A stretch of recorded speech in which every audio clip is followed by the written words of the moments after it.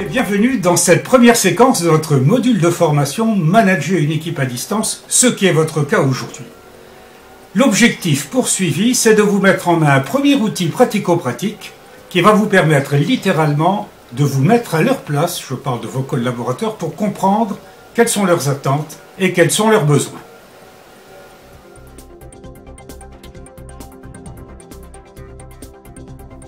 Alors, quelles sont les contraintes pour vos collaborateurs? Et tout d'abord, c'est qu'ils vous voient moins souvent. Et ça les prive. Ensuite, ils ont moins souvent l'occasion de solliciter votre aide et de ce fait, vous risquent de se sentir orphelins. Et puis, last but not least, il y a ce que j'appelle le syndrome du tournesol. Le tournesol, vous savez, c'est cette fleur qui tourne avec le soleil. Vous, le manager, vous êtes leur soleil. Et s'ils ne vous voient pas, ils vont se tourner vers le manager local, qui n'a pas forcément les mêmes objectifs et les mêmes priorités que vous.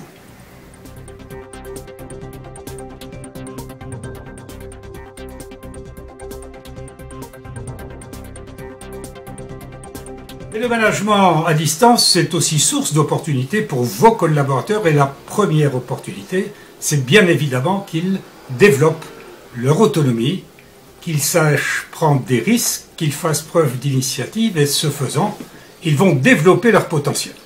Et puis aussi, ça va les inciter à travailler en réseau et vous savez aujourd'hui que sans réseau, on ne fait plus rien.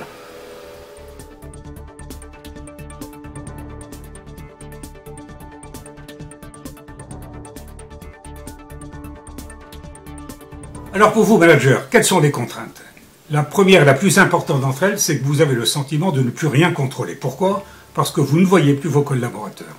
Ensuite, vous allez être soumis à des contraintes multiples qui fait que la gestion de votre temps va devenir une véritable épreuve.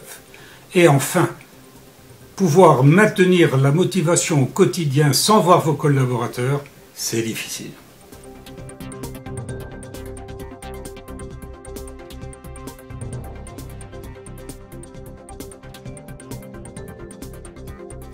Alors pour vous, manager, aussi paradoxal que ça puisse paraître, manager une équipe à distance est source d'opportunités. D'abord et avant tout, vous permettre d'inciter vos collaborateurs à développer leurs compétences, leur autonomie, leur professionnalisme. Mais également, ça va vous obliger aussi à mieux gérer votre temps et vos priorités, et puis à mettre en œuvre des rites et des rythmes qui vont permettre à votre équipe de se considérer comme étant en grande partie présent auprès de vous.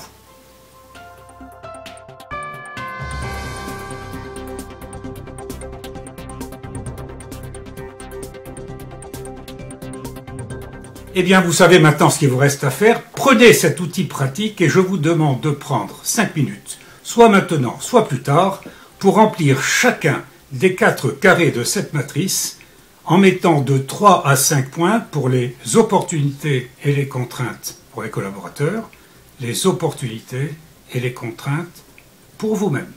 À vous de jouer!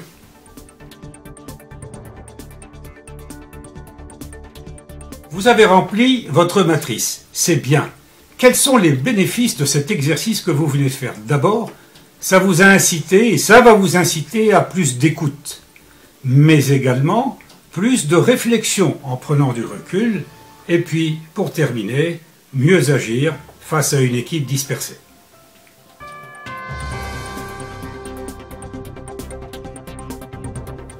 Et pour conclure notre séquence, le message majeur, c'est prenez en compte les attentes de vos collaborateurs. Et pour terminer, un clin d'œil pour sourire. À bientôt pour la séquence numéro 2. Quand j'ai demandé au chef si j'avais une augmentation, il m'a remis une enveloppe.